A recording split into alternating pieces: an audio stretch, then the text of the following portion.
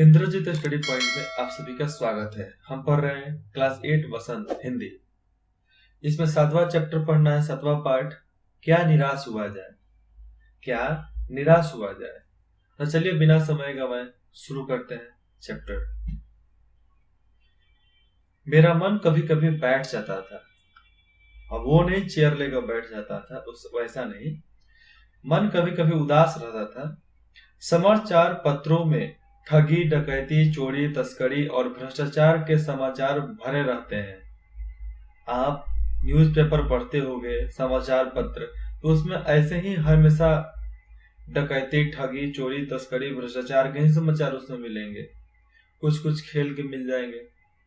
आरोप प्रत्यारोप का कुछ ऐसा वातावरण बन गया है, लगता है देश में कोई ईमानदार आदमी ही नहीं रह गया। हर व्यक्ति संदेह की दृष्टि से देखा जा रहा है। जो जितने ही ऊंचे पद पर है, उनमें उतने ही अधिक दोष दिखे जाते हैं। मतलब बहुत ज्यादा दोष दिखाई देता है जो सबसे ऊंचे पर, जैसे में अभी हैं मुकेश अंबानी जी। अब मुकेश अंबानी के बारे में कौन नहीं बोलता है, सब क्या से क्या बोलते होंगे। मोदी जी के बारे में क्या से क्या नहीं बोलते होंगे लोग। तो बहुत कुछ है, और जिसको सबसे ज्यादा गाली पड़ता है वही इतिहास रचता है। एक बहुत बड़े आदमी ने मुझे एक बार कहा था कि इस समय सुखी वही है जो कुछ नहीं करता। जो कुछ भी करेगा उसमें लोग दोष खोजने लगेंगे। उसमें लोग दोष खोजेंगे ही, चाहे कोई देखो जो कुछ नहीं कर रहा है उसका तो कोई टेंशन ही नहीं, फिर भी लोग बोलेंगे फलना का लड़का नहीं करत, इनका बेटा नहीं कर रहा है। और जो लोग कुछ करेंगे अब उनमें ही बोलेंगे कि ओ हाई कर रहा है, अरे इसमें क्या होगा, कुछ नहीं होगा। उसके सारे गुण भुला दिए जाएंगे और दोषों को बढ़ा चढ़ा कर दिखाया जाने लगेगा। और जो अच्छा काम करेगा उसको तो भुला देना है भाई, और केवल उसके दोषों को ही याद रखते हैं। तुम लाख अच्छाई कर लो लेकिन लोग तुम्हारी बुराई ही याद रखेंगे। चाहे तुम एक बुराई ही क्यों ना करो, तुम वही बुराई याद रखेंगे। दोष किसमें नहीं होता। यही कारण है कि हर आदमी दोषी अधिक देखा जा रहा है, गुणी कम या बिल्कुल ही नहीं। स्थिति अगर ऐसी है तो निश्चय ही चिंता का विषय है। अगर ऐसी ही स्थिति है तो ये सोचने का विषय है, सोचने का चैप्टर है। एक पात्र भी सोचने का है कि यार ऐसे हमारे समाज की वजह से कैसे होगा, कैसे हमारा समाज आगे बढ़ेगा, ऐसे लोग की मानसिकता रहेगी। तो आप बच्चे हो, आप लोगों से मैं बताना चाहता हूँ, कभी भी रेलवे क्रॉसिंग को नीचे से क्रॉस मत करना। रेलवे क्रॉसिंग बंद है, रुक जाओ, जब तक ट्रेन नहीं जाता तब तक आगे मत बढ़ो। शर्म आनी चाहिए उन लोगों को जो रेलवे क्रॉसिंग के नीचे से पार कर जाते हैं। और वो बड़े बड़े लोग जो आदर्श बनना चाहिए आप बच्चों का, वो लोग इतनी शर्मिंदगी का काम करते हैं। इसीलिए बड़े हमेशा कभी सही नहीं होते हैं, हर वक्त बड़े सही नहीं होते हैं। इसलिए आप जहां भी देखो अपने एरिया में उनसे बोलो, क्यों अंकल शर्म नहीं आती क्या? ये सरकार किस लिए बना कर दिया है? आप ही लोग के लिए ना, रुकने के लिए ना, एक्सीडेंट बचाने के लिए ना। अगर ऐसा ही रहता तो ये काय को देता? ऐसा ही बोलना, शर्म आनी चाहिए आपको कि आप नीचे से क्रॉस कर रहे हैं, नीचे से पार कर रहे हैं। क्या यही भारतवर्ष है जिसका सपना तिलक और गांधी ने देखा था? क्या वही भारतवर्ष है अभी? रविंद्रनाथ ठाकुर और मदन मोहन मालवीय का महान सांस्कृतिक सभ्य भारतवर्ष किस अतीत के गहन में डूब गया है। और जो ये रविंद्रनाथ टैगोर, महात्मा गांधी, मदन मोहन, इन लोगों के जो संस्कृति भरा ये सभ्य भारतवर्ष था, वो किस गहराई में डूबते जा रहा है। आर्य और द्रविड़, हिंदू और मुसलमान, यूरोपीय और भारतीय आदर्शों की मिलन भूमि, मानव महासमुद्र क्या सूख ही गया? मतलब आर्यों का भूमि, द्रव्य, हिंदू, मुसलमान, यूरोपीय, भारतवर्ष का ये जो मिलन का एक भूमि है, मानव महासमुद्र है। क्या अब सूख रहा है धीरे धीरे?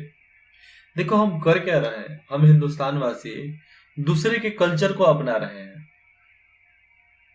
सिंपल से बोलूं तो आप ब्रिटिश कल्चर को आप अपना रहे हो और अपने धार्मिक कल्चर जो वेशभूषा है वो हम छोड़ रहे हैं। क्या? I am comfortable, I am feeling well, I am feeling comfortable, मैं एकदम अच्छा महसूस कर रहा हूँ। अब पापा की पढ़िया, मैं तो अच्छा महसूस कर रही हैं। अरे बाबा, आप अच्छा महसूस कर रहे हो ठीक है, लेकिन हाँ उसके साथ ध्यान भी तो रखो। यह सही है कि इन दिनों कुछ ऐसे माहौल बना है कि ईमानदारी से मेहनत करके जीविका चलाने वाले निरीह और भोले भाले श्रमजीवी पिस रहे हैं, और जो लोग ईमानदारी से मेहनत से पैसे कमा कर खा रहे हैं, अपने भरण पोषण कर रहे हैं, उन लोगों को ज्यादा स्ट्रगल करना पड़ता है, ज्यादा सफर करना पड़ता है। आज का वातावरण, आज का समाज और झूठ तथा फरेब का रोजगार करने वाले फल फूल रहे हैं, और फरेब का रोजगार करते हैं वही आगे बढ़ रहे हैं। ईमानदारी को मूर्खता का पर्याय समझा जाने लगा है। सच्चाई केवल भीरू और बेबस लोगों, भीरू, गरीब और बेबस लाचार लोगों के हिस्से पड़ी है। ऐसी स्थिति में जीवन के महान मूल्यों के बारे में लोगों की आस्था ही हिलने लगी है। और ये जो महान भूमि वाला हमारा हिंदुस्तान था, महान संस्कृति था यहाँ पे, जो आज धूमिल होते जा रहा है। हमारी संस्कृति खत्म होते जा रही है।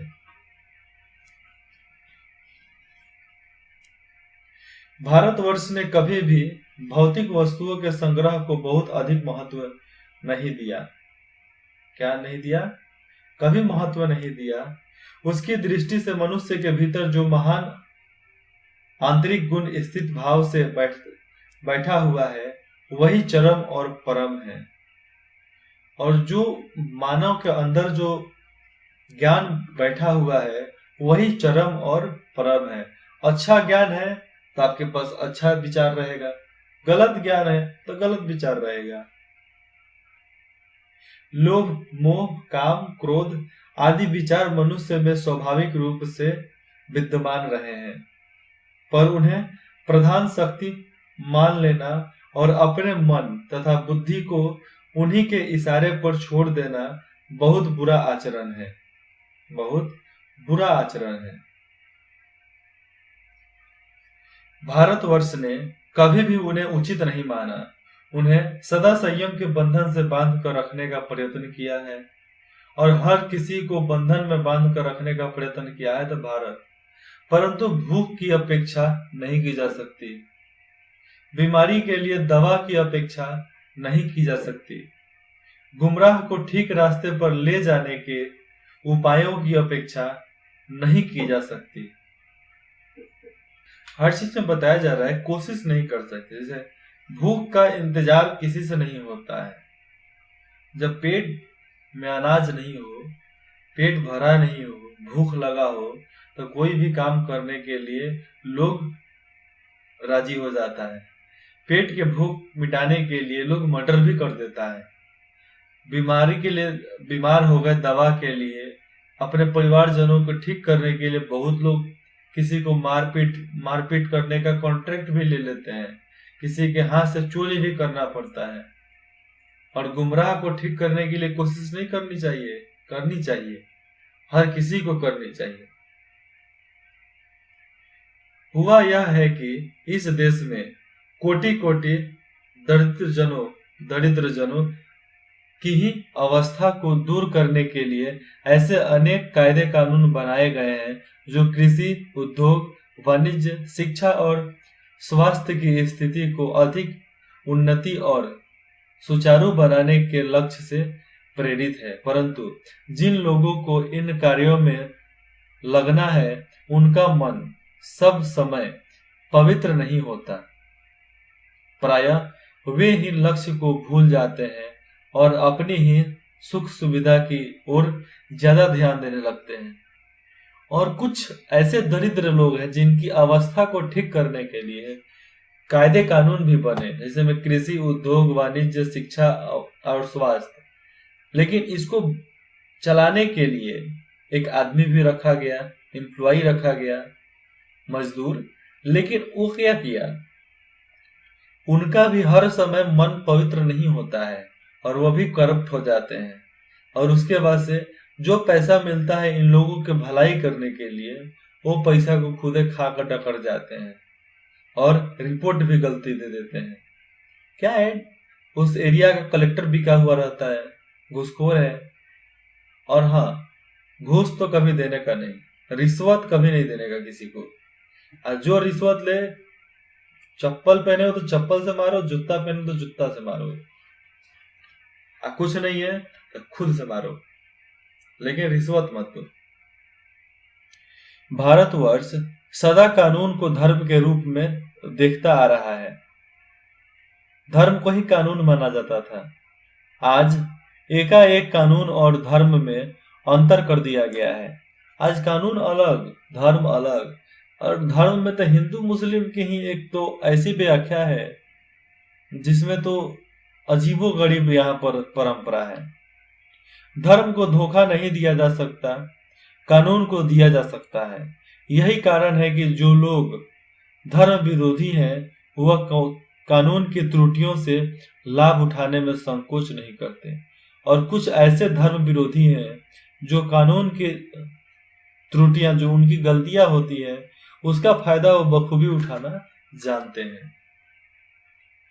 इस बात के पर्याप्त परिणाम खोजे जा सकते हैं कि समाज के ऊपरी वर्ग में चाहे जो भी होता रहा हो, भीतर भीतर भारतवर्ष अब भी यह अनुभव कर रहा है कि धर्म कानून से बड़ा चीज है। धर्म कानून से बड़ी चीज है। अब भी सेवा, ईमानदारी, सच्चाई और आध्यात्मिकता के मूल्य बने हुए हैं। वे दब अवश्य गए हैं लेकिन नष्ट नहीं हुए। आज भी वह मनुष्य से प्रेम करता है, महिलाओं का सम्मान करता है, झूठ और चोरी को गलत समझता है। धर्म और कानून भी दूसरे को पीड़ा पहुंचाने को पाप समझता है। हर आदमी अपने व्यक्तिगत जीवन में इस बात का अनुभव करता है। समाचार पत्रों में जो भ्रष्टाचार के प्रति इतना आक्रोश है, जो भ्रष्टाचार के प्रति इतना उसके अंदर गुस्सा भरा हुआ है कि हम उसको मिटा कर रख देंगे, वह यही साबित कर सकता है कि हम ऐसी चीजों को गलत समझते हैं और समाज में उन तत्वों की प्रतिष्ठा कम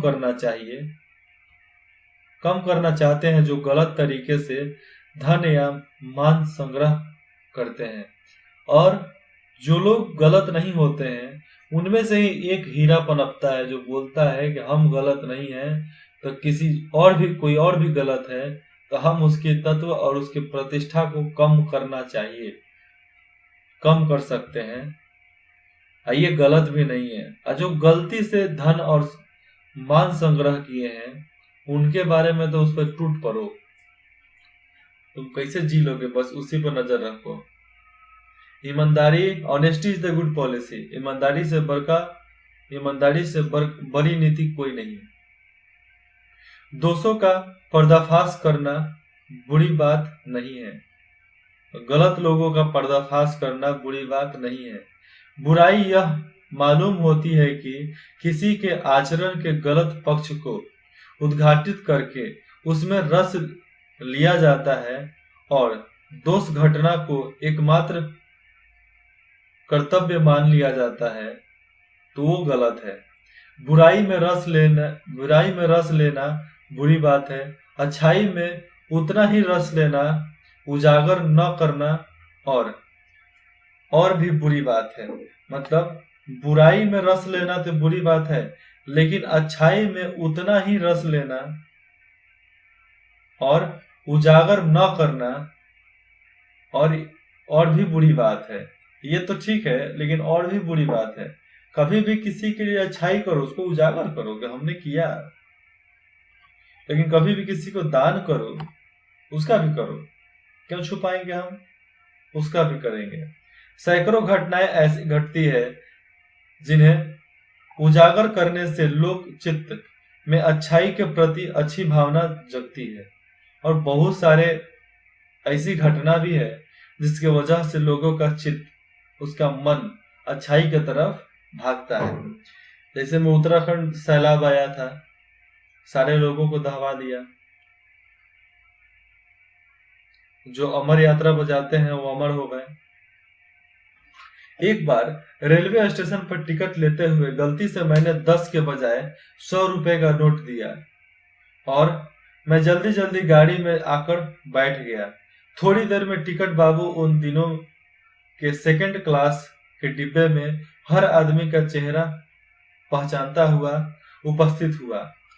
उसने मुझे पहचान लिया और बड़ी विनम्रता के साथ मेरे हाथ में 90 रुपए रख दिए और बोले, यह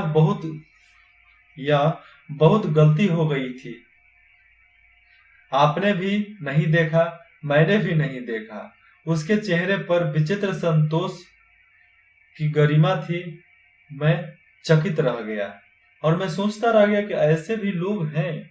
आज के डेट में तुम 100 रुपया दो किसी के, कोई भी रेलवे स्टेशन पे, अगर तुम्हें याद नहीं है कि तुम 100 रुपये दिए हो, 10 रुपए का टिकट 90 रुपए जेब में रख लेगा। ये नहीं कि उस खाते में डाल दे, 90 रुपए जेब में डाल देगा। ऐसे क्या आज की एम्प्लॉय है? ये देखो टिकट बाबू आए हैं।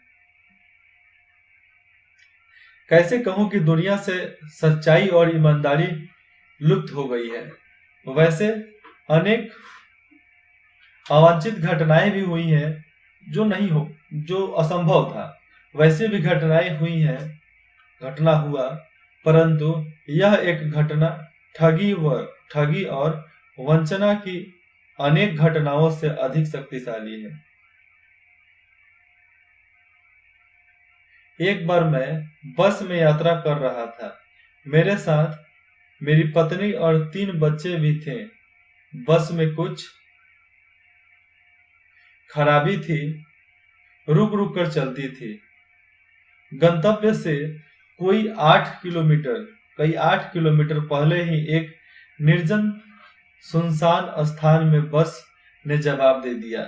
ऐसे जगह पे जहां पर कोई सहारा वाला नहीं हो, एकदम सुनसान। रात के कोई 10 बज रहे होंगे। बस में यात्री घबरा गए। कंडक्टर उतर गया और एक साइकिल लेकर चलता बना, मतलब साइकिल लिया, चलते बना। लोगों को संदेह हो गया कि हमें धोखा दिया जा रहा है। बस में बैठे लोगों ने तरह तरह की बातें शुरू कर दी। किसी ने कहा यहाँ डकैती होती है। 2 दिन पहले इसी तरह एक बस को लूटा गया था। परिवार सहित अकेला मैं ही था। बच्चे पानी पानी चिल्ला रहे थे। पानी का कहीं ठिकाना न था। ऊपर से आदमियों का डर समा गया था। एक तो उधर पूरा वीरान, लोगों का डरवाना तो अलग था। बहुत समझदार लोग होते हैं ना, समझदाने वाले लोग बहुत होते हैं। तो समझदाने वाले लोग के चक्कर में रहोगे तो जिंदगी एक कीड़े मकोड़े की तरह हो जाएगी। इसलिए कभी भी किसी समझाने वाले पर भरोसा मत करो। जो तुम्हारा दिल करे वही करो। ये देखो बस वीराने में रुका है, ठीक है। कुछ नौजवानों ने ड्राइवर को पकड़कर मारने पीटने का हिसाब बनाया कि अब ड्राइवर को पीटेंगे, मारेंगे। ड्राइवर के चेहरे पर हवाई उतरने लगी।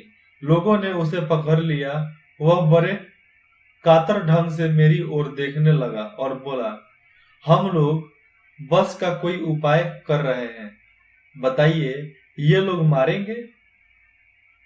डर तो मेरे मन में भी था, पर उसकी कातर मुद्रा, मतलब उसकी एक देखने वाली मुद्रा, घबराहट की मुद्रा देखकर मैंने यात्रियों को समझाया कि मारना ठीक नहीं है। परंतु यात्री इतने घबरा गए कि मेरी बात सुनने को तैयार नहीं हुए। और इतना घबरा जाने के कारण वो सुने ही नहीं बात।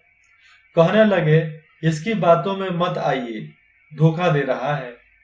कंडक्टर को पहले ही डाकुओं के यहाँ भेज दिया है। ये देखो लोग यहाँ पर मार रहे हैं। इसमें कौन ड्राइवर है? ये पकड़े गए तो यही ड्राइवर हो सकते हैं, नहीं तो ये ड्राइवर हो सकते हैं। दोनों का शकल तो एक ही है ना, एक ड्राइवर है। मैं भी बहुत भयभीत था, पर ड्राइवर को किसी तरह मारपीट से बचाया। 1.5-2 घंटे बीत गए। मेरे बच्चे भोजन और पानी के लिए व्याकुल थे। मेरी और पत्नी की हालत भी बुरी थी। लोगों ने ड्राइवर को मारा तो नहीं, पर उसे बस से उतार कर एक जगह घेर कर रखा। कोई भी दुर्घटना होती है तो पहले ड्राइवर को समाप्त कर देना उन्हें उचित जान पड़ता है। और ऐसा तो सब जगह है ना कि थोड़ी सी गड़बड़ हुई तो सोचते हैं कि अरे ड्राइवर की गलती हुई, पहले उसको मारो, बाद में बात करेंगे। मेरे गिड़गिड़ाने का कोई विशेष असर नहीं पड़ा। इसी समय क्या देखता हूं कि एक खाली बस चली आ रही है और उस पर हमारा बस कंडक्टर भी बैठा हुआ है। उसने आते ही कहा, अड्डे से नई बस लाया हूं। कौन सा अड्डा? बस अड्डा से नई बस लाया हूं, इस पर बैठिए। वह बस चलने लायक नहीं है। फिर मेरे पास एक लोटे में पानी और थोड़ा दूध लेकर आया और बोला, पंडित जी, बच्चों का रोना मुझे देखा नहीं गया। वहीं दूध मिल गया, थोड़ा लेते आया। यात्रियों में फिर जान आई। सबने उसे धन्यवाद दिया, ड्राइवर से माफी मांगी और बाहर 12 बजे से पहले ही सब लोग बस अड्डे पहुंच गए। कैसे कहूं कि मनुष्यता एकदम समाप्त हो गई है। कैसे कहूं कि लोगों में दया और माया रह ही नहीं गई, है ही नहीं। जीवन में जाने कितनी ऐसी घटनाएं हुई हैं जिन्हें मैं भूल नहीं सकता। बहुत सारे घटना हुआ जिसको वो भूल नहीं सकता। ठगा भी गया हूं, मतलब मुझे धोखा भी मिला है। धोखा भी खाया हूं, परंतु बहुत कम स्थलों पर विश्वासघात नाम की चीज मिलती है और बहुत कम जगहों पर विश्वासघात नाम की कोई चीज मिलती है। केवल उन्हीं बातों का हिसाब रखो जिनमें धोखा खाया है, तो जीवन कष्टकार हो जाएगा। परंतु ऐसी घटनाएं भी बहुत कम नहीं है जब लोगों ने अकारण सहायता की है, निराश मन को ढाढ़स दिया है, मतलब निराश मन को सांत्वना भी दिया है और हिम्मत बढ़ाई है। और ऐसे बहुत सारे घटनाएं हुई हैं जहां पर लोग ईमानदार हैं। ईमानदारी तो उनके रग रग में है, बहुत ज्यादा। कविवर रविंद्रनाथ ठाकुर ने अपने प्रार्थना गीत में भगवान से प्रार्थना की थी कि संसार में केवल नुकसान ही उठाना पड़ेगा, धोखा ही खाना पड़ेगा। तो ऐसे अवसरों पर भी हे प्रभु, मुझे ऐसी शक्ति दो कि मैं तुम्हारे ऊपर संदेह ना कर सकूं। यही है, मुझे इतनी शक्ति हमें दो न दाता कि मन का विश्वास से कमजोर हो ना। हम लोग क्लास में बहुत गाते थे, इतनी शक्ति हमें दो न दाता, मन का विश्वास से कमजोर हो ना। ऐसे क्लास में बहुत होते थे। हम लोग तो आधे घंटा भी गाते थे। मनुष्य की बनाई विधियां गलत नतीजे तक पहुंच रही है, तो इन्हें बदलना होगा। अगर हमारी नीतियां गलत हो रही हैं तो उसे बदल डालो। वस्तुतः आए दिन इन्हें बदला ही जा रहा है, लेकिन अब भी आशा की ज्योति बुझी नहीं है। महान भारतवर्ष को पाने की संभावना बनी हुई है, बनी रहेगी। मेरे मन निराश होने की जरूरत नहीं है। मेरे मन निराश होने की जरूरत नहीं है। आप सब बोलो, मेरे मन निराश होने की जरूरत नहीं है। अरे हम हैं ना, बस। ये लिखने वाले हैं हजारी प्रसाद द्विवेदी। ये जो हमारा है 7 नंबर पाठ जो है ये निबंध है, ठीक है। और निबंध लिखने वाले हैं हजारी प्रसाद द्विवेदी। प्रश्न अभ्यास, आप आपके विचार से 1 नंबर, लेखक ने स्वीकार किया कि लोगों ने उन्हें भी धोखा दिया है, फिर भी वह निराश नहीं है। आपके विचार से इस बात का क्या कारण हो सकता है, ये लिखना है। 2 नंबर, समाचार पत्रों, पत्रिकाओं और टेलीविजन पर आपने ऐसी अनेक घटनाएं देखी सुनी होंगी जिनमें लोगों ने बिना किसी लालच के दूसरों की सहायता की हो या ईमानदारी से काम किया हो। ऐसे समाचार तथा लेख एकत्रित करें और कम से कम 2 घटनाओं पर अपनी टिप्पणी दें, ठीक है। 3 नंबर, लेखक ने अपने जीवन की 2 घटनाओं में रेलवे के टिकट बाबू और बस कंडक्टर की अच्छाई और ईमानदारी की बात बताई है। आप भी अपने या अपने किसी परिचय के साथ हुई किसी घटना के बारे में बताइए जिसमें किसी ने बिना किसी स्वार्थ के भलाई, ईमानदारी और अच्छाई के कार्य किए हों। पर्दाफाश। 1 नंबर, दोषों का पर्दाफाश करना कब बुरा रूप ले सकता है, इसके बारे में पाठ में पढ़ोगे, फिर सुनोगे, आएगा। ये मैं बताने वाला नहीं हूँ क्योंकि ऊपर है, बता दिए हैं।